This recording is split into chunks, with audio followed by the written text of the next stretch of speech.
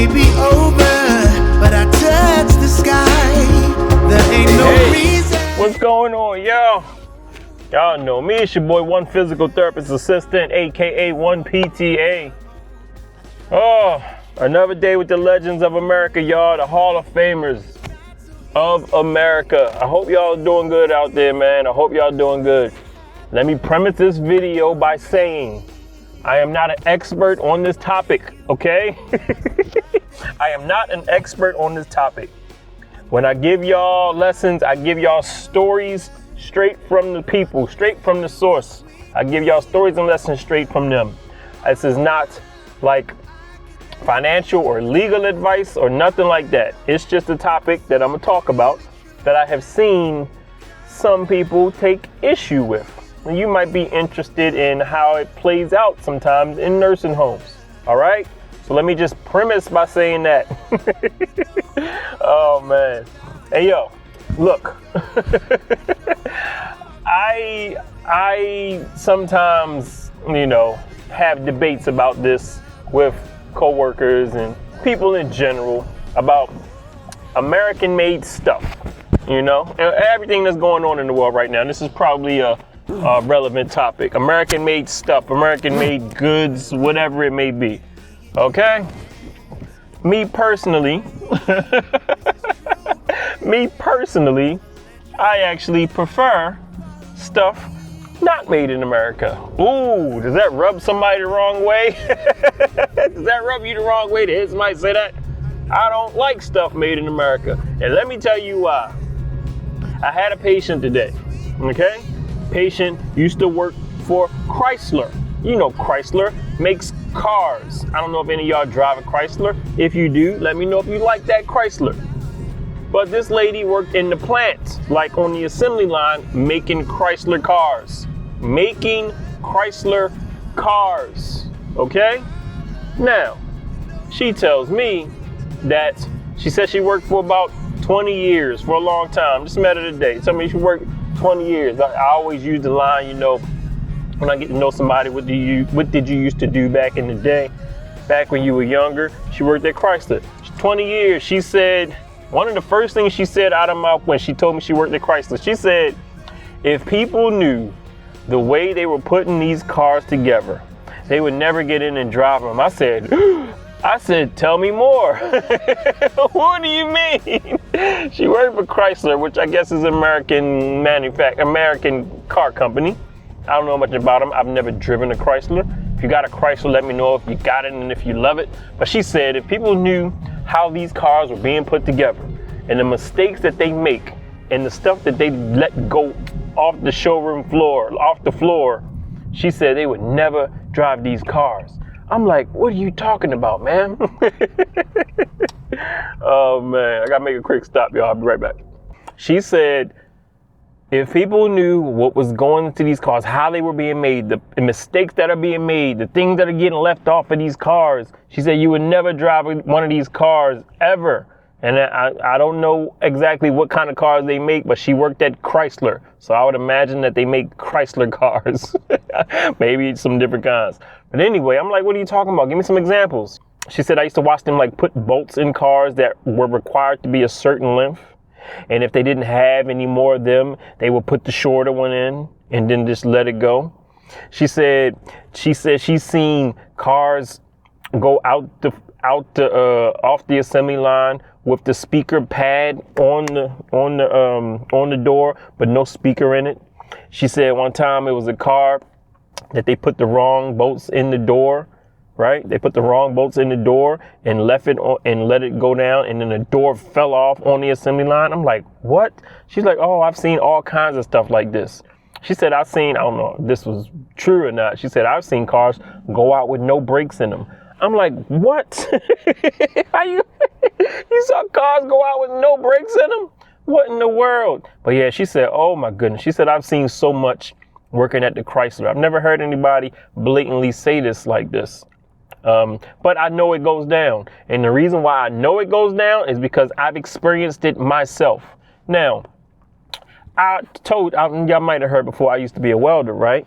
I used to build these things called cooling towers. They were called cooling towers. So picture a big building. I want you to picture a hospital, big building, a mall.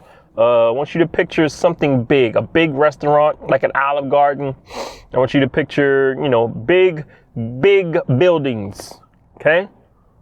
On top of those big buildings are cooling towers. They don't have central air. They have cooling towers that help cool the whole building down. I used to weld those up and put those together. I worked on an assembly line as a welder.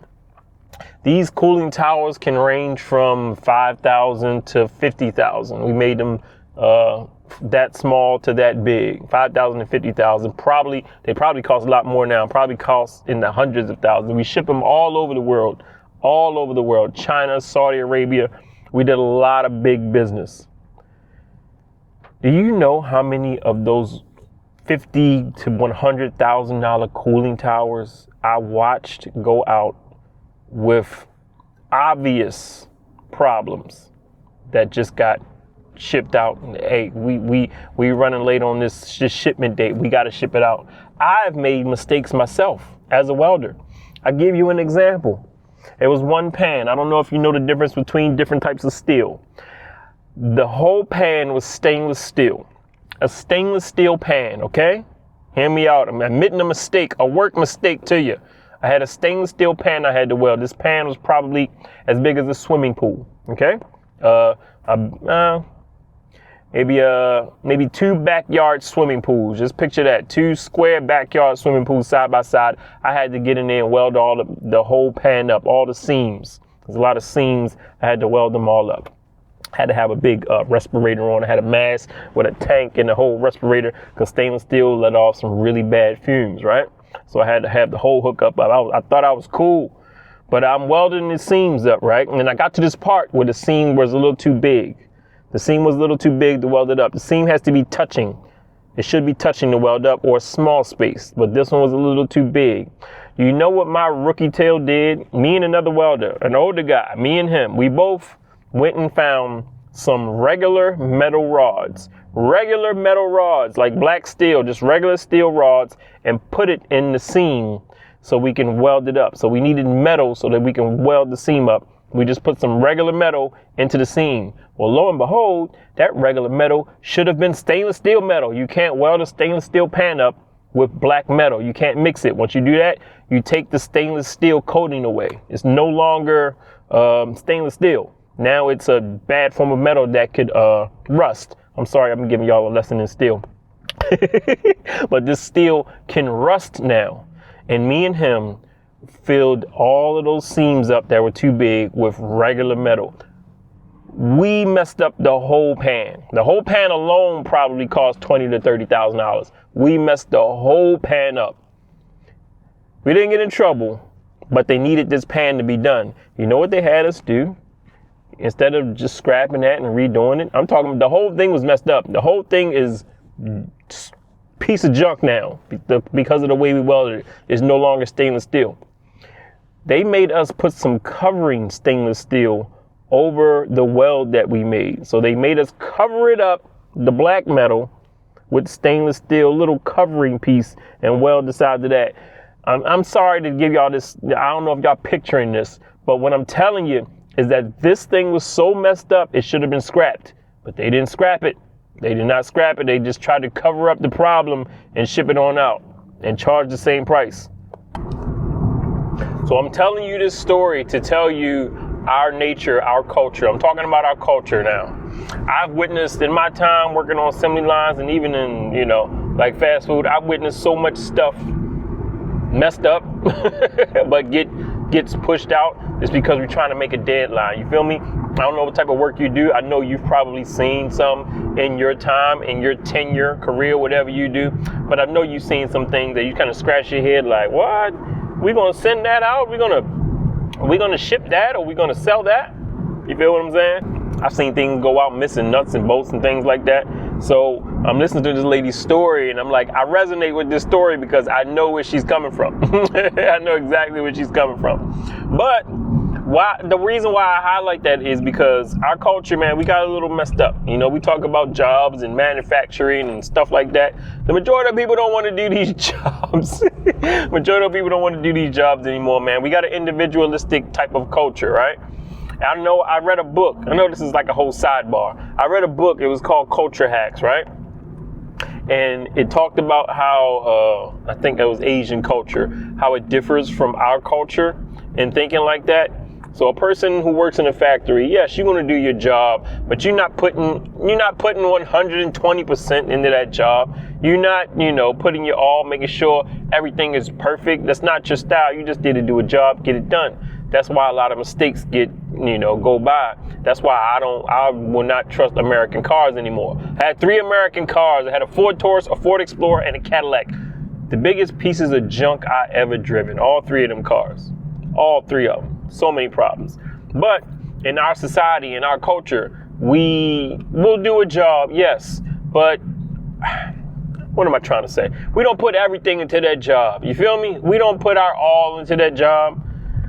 Meanwhile, Asian culture, the book was talking about specifically Japanese culture. Take Japanese culture. When they go to do their job, like say they got a factory job, do you know like if they mess up on their job, something goes wrong that they did personally on their job, it's culturally seen as bringing shame on you and your family. That is crazy. Like you can bring shame on your family, so they take their job seriously. It's like you could bring shame on your people, on your family name if you mess up at work. So it's just a funny way how the cultures are different. But that's the reason why I don't buy American cars. And she confirmed my suspicion working at Chrysler. But anyway, that's not what this video is about. I'm sorry if y'all had to sit through that. You can always fast forward. But anyway, this topic, man, when you go to physical therapy school, when I went to community college, this topic wasn't discussed. I didn't take an exam on this. Nobody prepared me for this. There's a lot nobody prepares you in school for the things you see out in the real world. And I'm highlighting this story because I've seen this a lot. Y'all know what I say when I highlight a story, it's because it's a story that I see a lot. And that's the topic of Social Security, Medicare, Medicaid, your assets. Who pays for your stay at the nursing home? Who is paying all of this money? The most I've seen a nursing home stay cost, this is the record. I have never seen a nursing home cost this much. $750 per day. I've seen some $400. I've seen some $525. I've never seen, until recently, $750 per day. That's if you're paying out of pocket. When a person goes into a nursing home, the funds got to come from somewhere, right? They got to come from somewhere to pay for this stay and this luxurious. They got to come from somewhere to pay for this stay, right? So if you end up in a nursing home long care and you have a lot of assets, you have a lot of money, you have a house, you have, stocks, and you have, lots of real estate and things like that, that typically gets turned over to the facility. That's how it works if you stay long term. However, if you're on Medicaid, and I don't know the Medicaid requirements in all states, it's if your income falls below a certain level, if you qualify for it. If you're on Medicaid, if you're a low income individual and you qualify for Medicaid will pay for your stay in some instances. If you stay over this is what I learned, and I might not be completely accurate, and this might vary from state to state. That's why I encourage y'all to do some research on this if you're interested in this type of thing. And a lot of y'all should be interested. I should be interested, so I should learn more about it. But again, it's not taught in school, right? Social Security. When you apply for Medicaid to stay in a nursing home for a long-term stay, your Social Security is no longer yours. It's no longer yours. Now, understand, sometimes I deal with patients who've been in and out of facilities. In and out, they know the ropes, they frequent flyers, they've been through this rodeo before. This ain't their first rodeo. They know the drill. in and out for short-term rehab. But some people end up in a nursing home for the first time, possibly long-term. That's got to be tough. The first time you end up in a nursing home, you end up there long-term, for life. So for the average person who experiences that, it has to be tough. And it has to be hard to see everything that all your funds and whatever you were getting now get turned over to the nursing home. I met a lady the other day. I had her for therapy. She's in the dining room sitting at a table, okay? At this table, she had paperwork sprawled out all over the table. Paperwork and pens and pads and a phone. She's trying to make phone calls. She's getting frustrated, and I had to see her for therapy. I got her to do a little therapy. She did not want to leave her papers, so we hung out in the dining room. We did a little exercise. We walked around. We did some obstacle negotiation around the tables. Sometimes you got to turn the environment into therapy, for people who don't want to come along with you to the gym. So we doing our thing, but she did not want to leave those papers on that table. And then she started telling me what's the big problem. Well, she is mad that she's not getting her Social Security checks anymore. My Social Security checks, that is my check, that is my money. I paid into the system, I'm entitled to it. But she doesn't understand the part where she is now stayed in the facility longer than 30 days. When you stay in the facility longer than 30 days, I think they kind of deem you in the long-term category. You feel what I'm saying? Once you hit that category, the facility now acquires what you have available to you, like Social Security. But they don't take everything. You get a stipend. Y'all know what a stipend is? I like that word, stipend. I remember I was in GED school in Baltimore City. I went to school, I'm sorry, sidebar. I went to school, get my GED. I'm a high school dropout. Went back and got my GED, and I took it was like a city-funded school downtown. A bunch of Baltimore bad kids. We took a GED. I had so much fun. But they gave us a stipend. They gave us a few dollars to help with lunch or whatever. I thought that was pretty interesting. But that's the same thing people get in nursing homes. When you're on Medicaid, low income, and you're now long term, your Social Security goes to the facility, goes straight to the facility. But they give you $20. I think some states you might get $30. The state I'm working in gives you $20 a month. Did you hear what I just said? $20 a month. So lo and behold, this young lady is hot. She is on the phone trying to call Medicaid, trying to call the Social Security office, wondering where's her money, wondering why they transferred the money over to the facility. She is mad. But that's the way nursing homes work. They have your stay has to be paid for somehow, some way. So I understand her frustration because this is all new to her. But I'm sharing this story with you in case you were wondering. Yes, that Social Security, that goes to the facility, a significant portion of it, a significant portion. But if you want to order DoorDash maybe once a month, you get $20, which is messed up.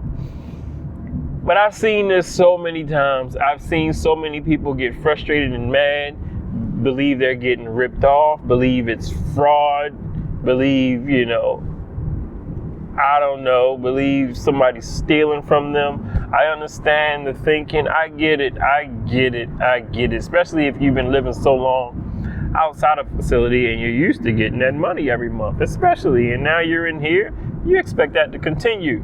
But for some people, they don't understand that process, especially the older generation. They don't understand that process. So it's a hard pill to swallow, and she is having a hard time swallowing this pill. So I gave her grace, and I said, I'll try to get some answers for you because she's visibly upset. But I've seen this anger a lot. Now, what can you do? Well, for one, try your best to not end up in a nursing home. How do you do that? Stay active, eat healthy, be healthy. Your health is your wealth. Simple and plain. That's the best I can say to you.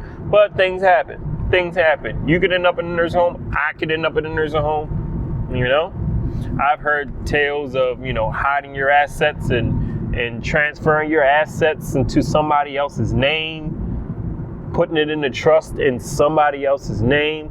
But then I heard, I'm just giving you some things I heard. I don't know for sure. If anybody watching this knows this, please leave it in the comments how this stuff works. I understand. I was told that they can look into your records of your bank account and your transfers of assets, and if it's less than 5 years, they can deny you care. I've heard all of that kind of stuff. Now, you can try your best to hide your funds, but I heard 5 years. You got 5 years. Anybody that knows any of this information, please share. You got 5 years. So if you think if you're 80 years old and you think you might end up in a nursing home at 85, transfer some funds at 79.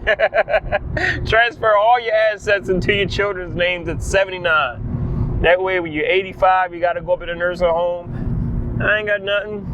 Give me my Medicaid. I know I'm laughing. I know this is a serious topic, but sometimes you got to make light of situations like that, man. But if anybody's interested in this information, I'd encourage you to look it up. Do your research, especially the state you live in. See how these guidelines play out. Because $20 a month, even if you're in a nursing home, that's tough. What are you gonna get with $20 a month? You can get a Domino's pizza. Or delivery, that might be one delivery charge. Oh man, tough. But anyway, y'all, this is some interesting stuff. I see people get visibly mad, visibly frustrated all the time. I've seen facilities getting cussed out. And I used to wonder when I first started, why patients used to go up to the front desk and get a couple dollars from the front desk lady. I always wonder what that's about. I didn't know nothing about it. I didn't get into all of that. Like I said, we didn't go over that in school. But that's how it is, man. Your stay has to be paid somehow, some way. And if you got the assets to cover it, they get that. And if you don't, you get Medicaid, they get that, and your Social Security. That's the way our system works. So, with me, what do you think I'm planning on doing, huh? If I know this is the case, if I know that some of these facilities are very subpar, if I know that the food is very subpar, if I know that the care is very subpar, however, this stuff costs $750 per day. You know what you can get for $750 in some parts of the world? You can get a luxury condo with a personal aide. With a personal aide to do anything you need, let alone share a room with somebody with a small TV and, you know, crap for food. I'm sorry, y'all. I'm sorry. I'm gonna highlight some of the issues I see in the nursing home setup because there are a lot. They need to be improved for the older generation. But anyway, y'all, hope this was informational for you. I hope maybe this piques your interest to look a little bit deeper into how it works, you know? So, if you got any questions, please feel free to, leave me any questions. If you want to know about anything particular that goes in the nursing home, feel free to drop it down in the comments. I'll try to share. I'll try to get back to you. But these things I see, man, they bring out some real life questions, even in my own life. You feel me? Even in my life, my mother, dealing with my parents, it really, it raises eyebrows about some of the things that's going on. Some nursing homes when a parent will be at home and a child taking care of them, and let's say they have a short stay. Let's say they have a short stay at a nursing home, and the nursing home kind of wants them to stay long term, but the family and the child or the children don't want them. They might live with them. You'll hear people in the nursing home say, oh, they just want them home so they can collect that check. Well, you trying to collect the check too. Don't you think that person would probably be better off home? Even though, let's say the daughter is getting the money. Let's say the son is getting the money. So what? Okay, I'm sure that person would rather give that money to their daughter or son as opposed to a facility. Now, as far as the care, I don't know. They might get better care in the facility, but if that person wants to stay home, if they would rather be home with their loved ones and letting their son or daughter collect their pension or check or whatever, so be it. So be it. Because the facilities, they want those checks too. They want that money too. They want your assets. They want your Social Security. They want it all. And they will get it. They will get it. Oh, man. So, y'all, interesting stuff, man. Interesting stuff. Interesting stuff. There's always lessons coming out of a nursing home, man. I stepped into a nursing home with thousands of years of history. Thousands of years of history reside in nursing homes. You hear me? It's only right that I learn from this history, right? That's why I share it with y'all. That's why I share it with y'all. So I appreciate you for coming through. It's your boy, One Physical Therapist Assistant. As always, please respect your elders, yo. Please respect your elders and help them out whenever you get a chance. Whenever you get a chance, and learn from them. And I will holler at y'all in the next video.